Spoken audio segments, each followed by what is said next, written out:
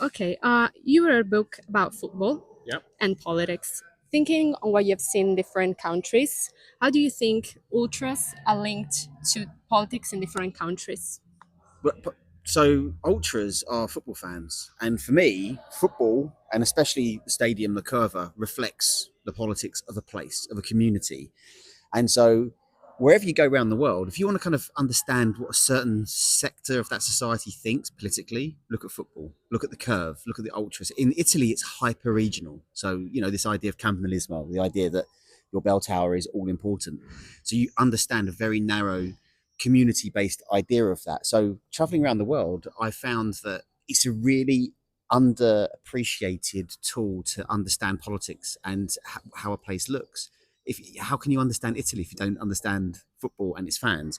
And another thing to add is that most people think football fans are idiots as well, and so they kind of overlook this. And actually, you find a lot of incredibly smart, incredibly political, motivated, but often also dangerous individuals.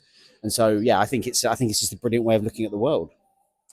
And do you think hooligans, that were the most violent football fans ever, are more likable as social movement or football fans? Well, so ultras and hooligans are different. People always mix them up. I get asked this every day. Are they ultras? Are they hooligans? Ultras is very Italian.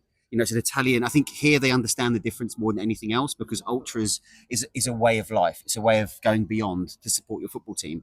So that isn't what hooligans are about. Hooligans are about violence and only violence. And so, yeah, in a way, the way I like to look at it is kind of like if you have football fans, modern football fans now, you don't really have much violence in the stadium.